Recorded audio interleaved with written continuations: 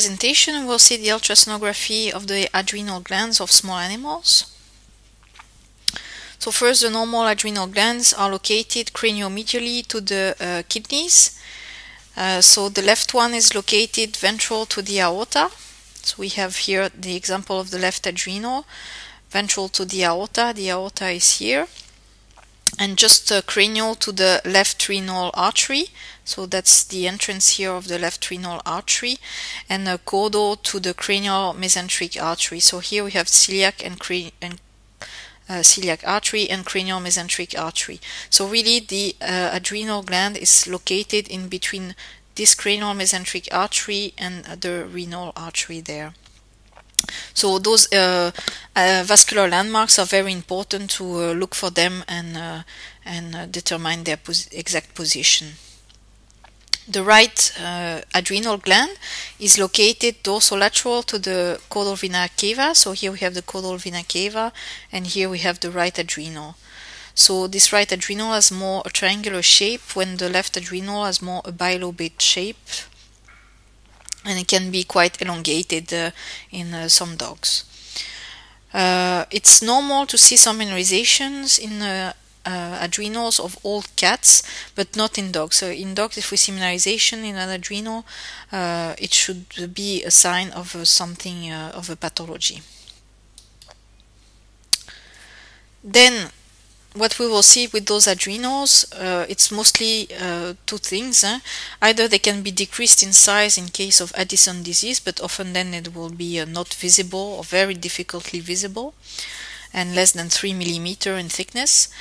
But mostly what we will look for is adrenal masses. So an increased size of the adrenals. So those adrenal masses, they can be incidental findings, but they can also represent some tumors. So it can be adenocarcinoma, adenomas, metastasis, or pheochromocytoma. And mostly when we look for them, in general, it will be often because the dog are presenting signs of a Cushing syndrome. So it will be because of adrenal-dependent hyperadrenocorticism. So what we will have in those cases, we'll have a large adrenal with the mass on one side. So like we can see here, it's almost 5 centimeters, so very large mass of this adrenal gland. And then the contralateral gland will be decreased in size and quite difficult to see sometimes. So mostly in those adrenal dependent hyperadrenocorticism, it will be due to adenocarcinoma or adenomas of the adrenal gland.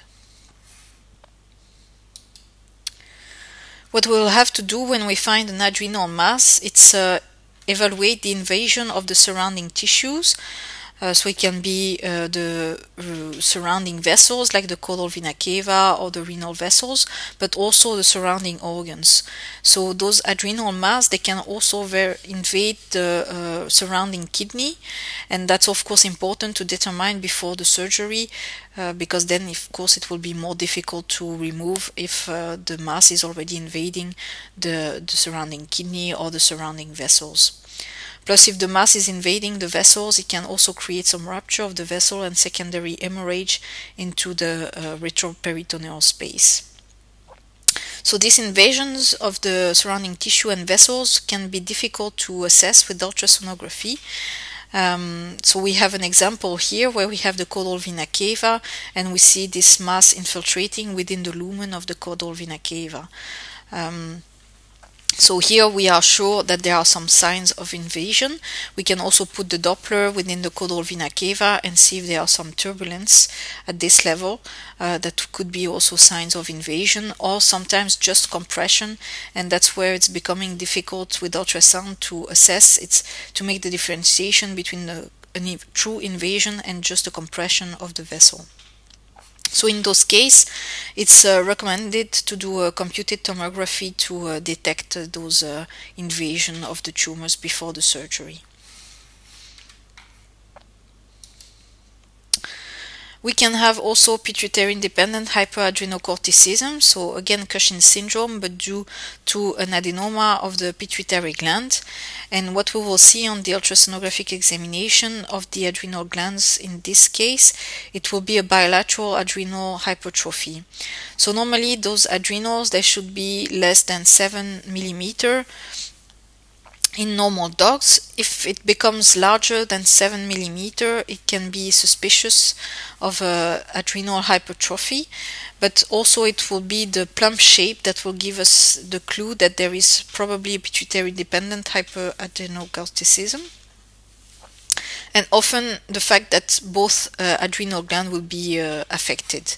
So here we have an example of an adrenal gland that has a very rounded shape, or here what we call the plump shape of the adrenal gland. We can see that they are more than here 1.2 centimeter, here it's almost 1.5 centimeters, so definitely too much increased of the size of these adrenal glands. However, we have to be careful because in some cases of pituitary-dependent hyperadrenocorticism, we can have normal appearing glands on ultrasonographic examination with a normal size and a normal shape. So it's not because the adrenals look normal on the ultrasound that there is no pituitary-dependent hyperadrenocorticism. What we have to do then in those cases is also a CT or MRI of the pituitary gland to see the adenoma, for example. So that's about it for the examination of the adrenal glands. So it's mostly to determine if there is a bilateral adrenomegaly, that would be signs of pituitary-dependent hyperadrenocorticism, or if there is one mass and a smaller adrenal on the other side, so that would be more a sign of adrenal-dependent hyperadrenocorticism.